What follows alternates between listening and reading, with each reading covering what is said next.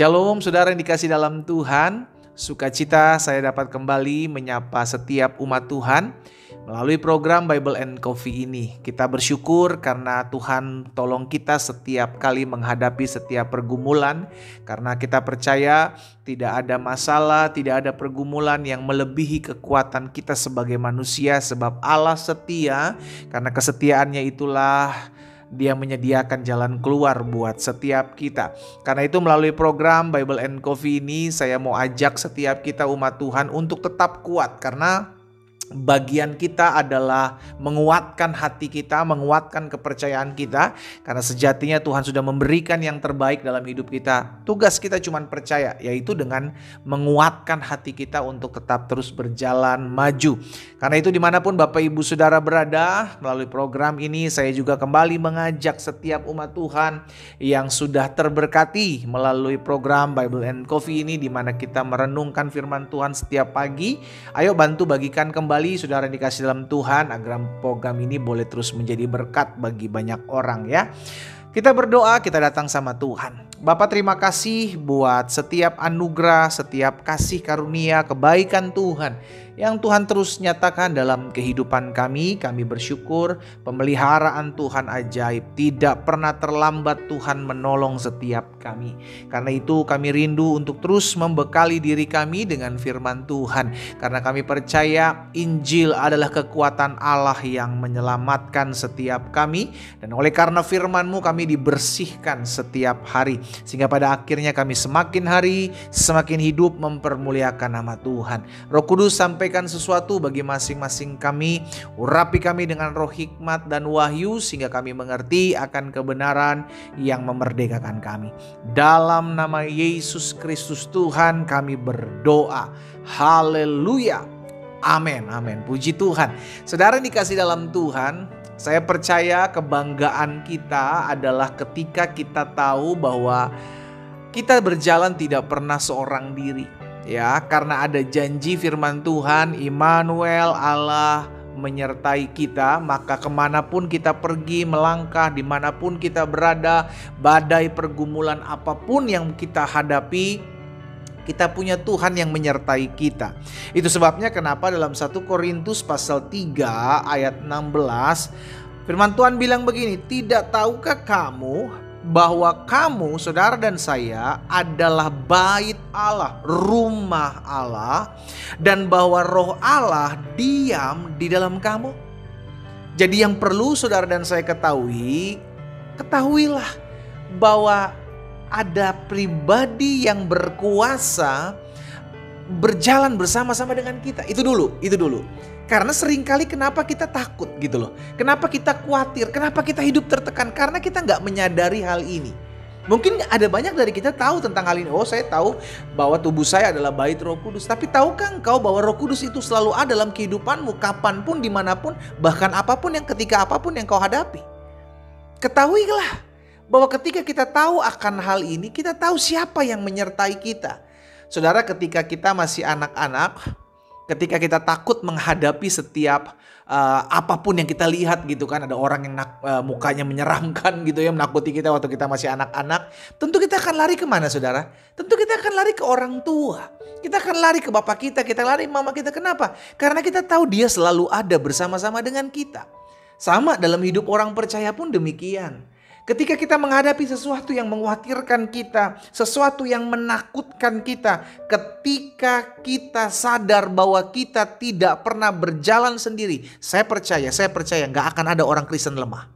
Gak akan ada orang percaya khawatir. Kenapa? Karena kita tahu apa yang saya lihat, apa yang saya takuti, apa yang saya khawatirkan, itu pun dirasakan Tuhan bersama-sama dengan saya. Karena dia melihat apa yang saya lihat, dia mendengar apa yang saya dengar. Itu sebabnya hari ini saya mengajak setiap umat Tuhan, yuk sadari hal ini. Betul, situasi sedang tidak baik-baik saja, it's okay. Selama yang berjalan bersama-sama dengan kita, yang punya kerajaan sorga, yang menjadi penguasa langit dan bumi, apa yang perlu kita takutin? Iya kan?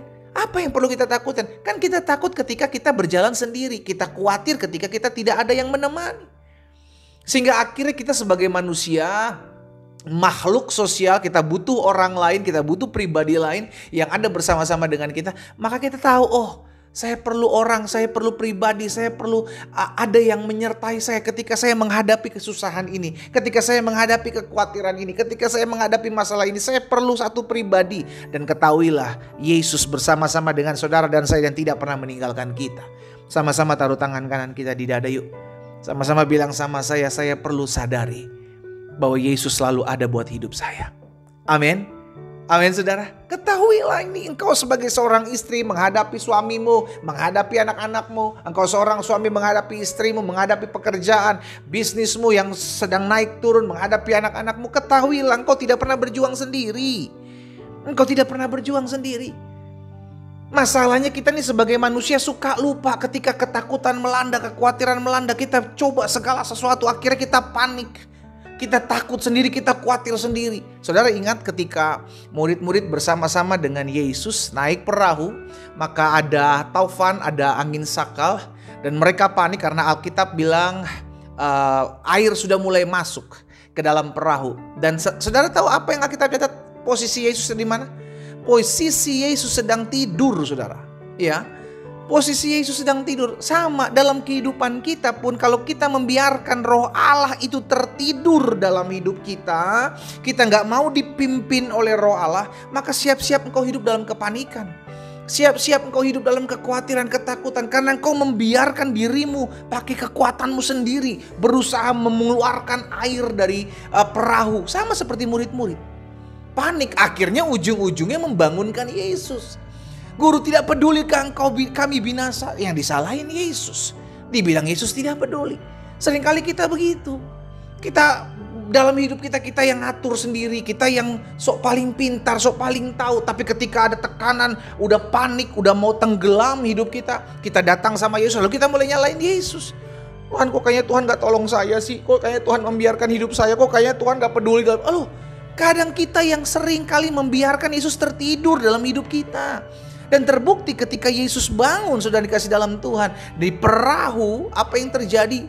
Angin ribut reda, badai henti, ombak tenang. Haleluya. Saya percaya hal ini pun akan kita alami ketika engkau mengizinkan Yesus memegang ambil alih perahu hidupmu.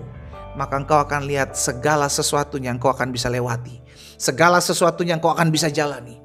Sebab ada kuasa ketika Yesus memerintah dalam hidup saudara dan saya. Makanya izinkan roh Allah memerintah. Izinkan roh Allah yang memimpin. Galatia 5 ayat 25 bilang begini. Jika kita hidup oleh roh, baiklah hidup kita juga dipimpin oleh roh. Jangan kita yang memimpin. Karena seringkali kita membuat masalah, saudara. Kita yang seringkali membuat ketakutan, kekhawatiran. Jangan, biarkan roh Allah memimpin hidup kita.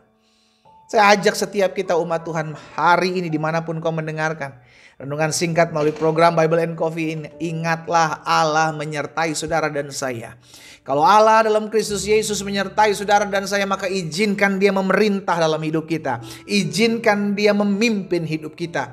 Maka setiap badai pergumulanmu, setiap ombak masalahmu, dia akan buat reda, dia bukan akan buat tenang.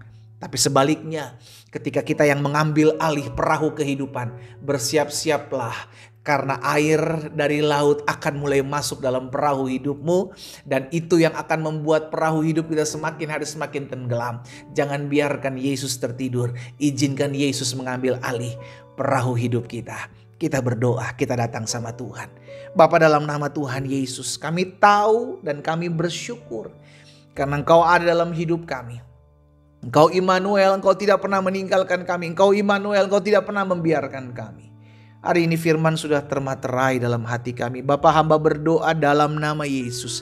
Biar setiap anak-anak Tuhan yang hari ini secara khusus mendengarkan firman Tuhan, biarlah kami semua mengizinkan kuasa Allah memerintah dalam hidup kami, berdaulat atas hidup kami dan memimpin hidup kami. Sehingga kami tahu semua akan kami dapat jalani, lewati badai kehidupan, pergumulan apapun. Selama Yesus memimpin hidup kami, maka perahu kami akan tetap terus berjalan. Hamba berdoa, yang lemah Allah kuatkan, yang bimbang Allah teguhkan. Bahkan hari ini kami mau mengambil sebuah keputusan bahwa kami mengizinkan Tuhan. Tuhan, ambil alih hidup kami. Memerintahlah dalam hati kami. Dan biarlah Tuhan bawa kami masuk dalam rencana dan agenda besar Tuhan terjadi dalam hidup kami. Di dalam nama Yesus Kristus Tuhan, hamba berdoa. Haleluya. Amin. Kita nikmati kopi kita, saudara. Haleluya. Betul, Tuhan menyertai kita. Tapi siapa yang memerintah dalam hidup kita, itu akan memutuskan, itu akan menentukan seperti apa perahu hidup kita. Tuhan Yesus memberkati kita.